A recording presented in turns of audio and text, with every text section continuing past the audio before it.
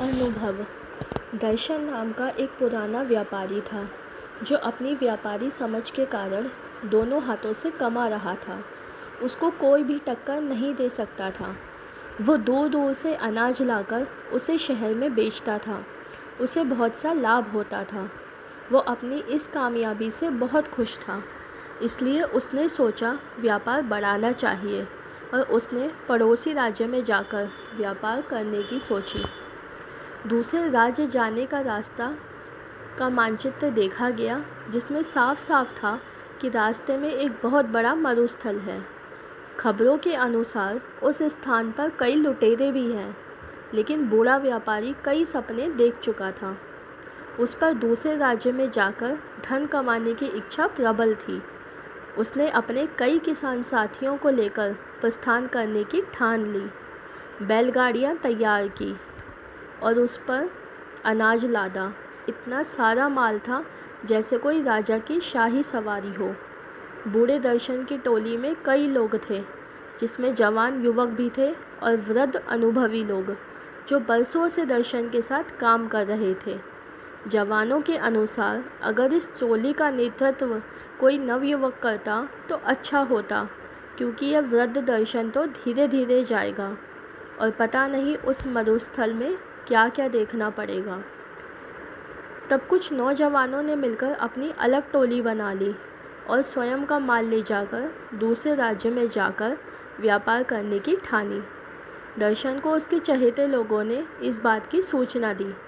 तब दर्शन ने कोई गंभीर प्रतिक्रिया नहीं दिखाई। उसने कहा, भाई, सबको अपना फैसला लेने का हक है। अगर वो मेरे इस काम को छोड़ अपना शुरू करना चाहते हैं तो मुझे कोई आपत्ति नहीं है, और भी जो उनके साथ जाना चाहते हैं जा सकता है।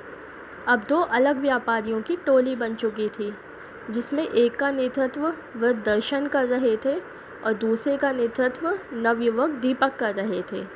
दोनों की टोली में वृद्ध एवं नौजवान दोनों सवार थे। सफ़र शुरू हुआ। दर्शन और दीपक अपनी अपनी टोली लेकर चल पड़े। थोड़ी दूर सब साथ साथ ही चल रहे थे कि जवानों की टोली तेज़ी से आगे निकल पड़ी और दर्शन और उनके साथी पीछे रह गए।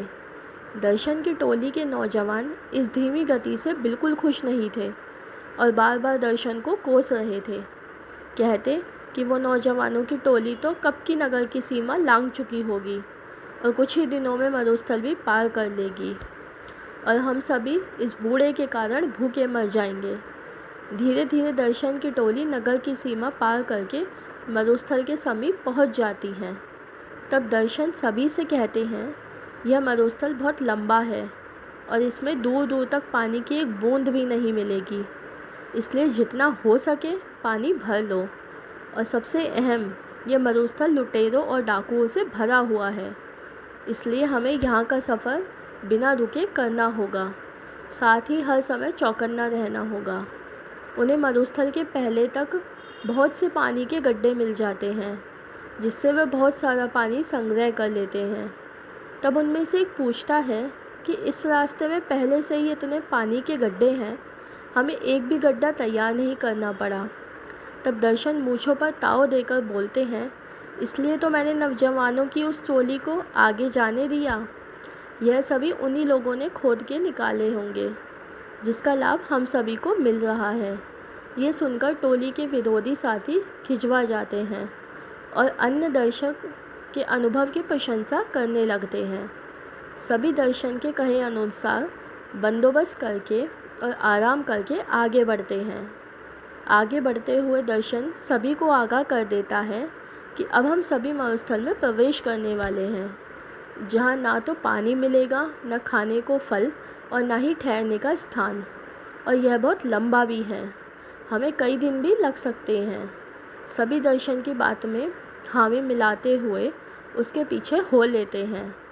अब वे सभी मरुस्थल में प्रवेश कर चुके थे, जहाँ बहुत ज़्यादा गर्मी थी, जैसे अलाव लिए चल रहे हों। आगे चलते चलते उन्हें सामने से कुछ लोग आते दिखाई देते हैं।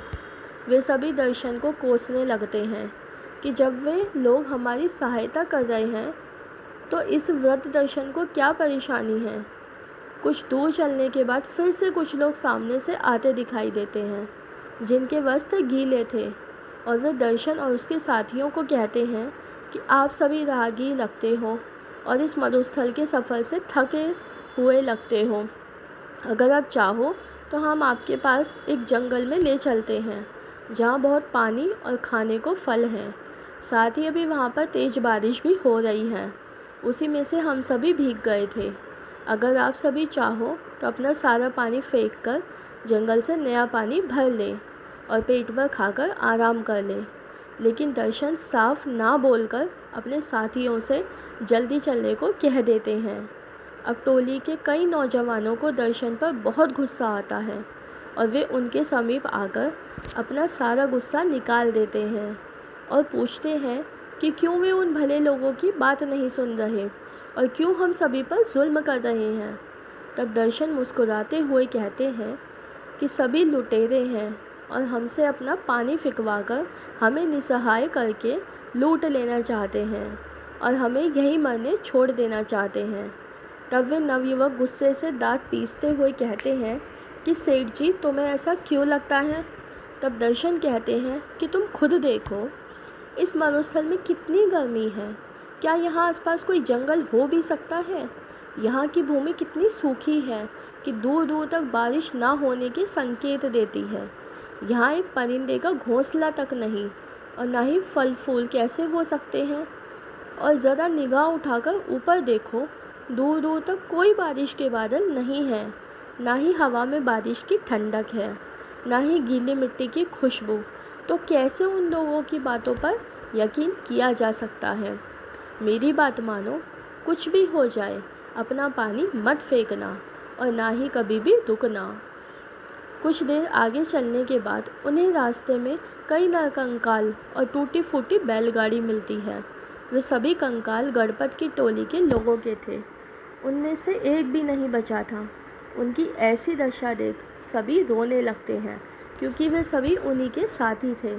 तब दर्शन कहते हैं कि ज़रूर इन लोगों ने तुम्हारे जैसे ही इन लुटेरों को अपना साथी समझा होगा और इसका परिणाम यह हुआ। आज उन्हें अपने जीवन से हाथ धोना पड़ा। दर्शन सभी को ढांढस बांधते हुए कहते हैं, हम सभी को भी यहाँ से जल्दी निकलना होगा, क्योंकि वे सभी लुटेरे अभी भी हमारे पीछे हैं। प्रार्थना करो कि हम सभी सही सलामत यहाँ से निकल जाएं। कहते हैं, अनुभव जब काम आता है जब सर पर कोई बाल नहीं बचता, अर्थात अनुभव उम्र बीतने और जीवन जीने के बाद ही मिलता है। अनुभव कभी भी पूर्वजों की जागीर में नहीं मिलता। जैसे इस कहानी में नौजवानों में जो जोश होता है बहुत था, लेकिन अनुभव नहीं था जो कि दर्शन के पास था, जिसका उसने सही समय पर इस्तेमाल किया और विपत्ति से सभी को निकाल कर ले गया। शिक्षा यही है कि किसी का काम को करने के लिए जोश के साथ अनुभव होना भी अत्यंत आवश्यक है। वीडियो पसंद आई है तो लाइक कीजिए और चैनल को सब्सक्राइब कीजिए। बाय।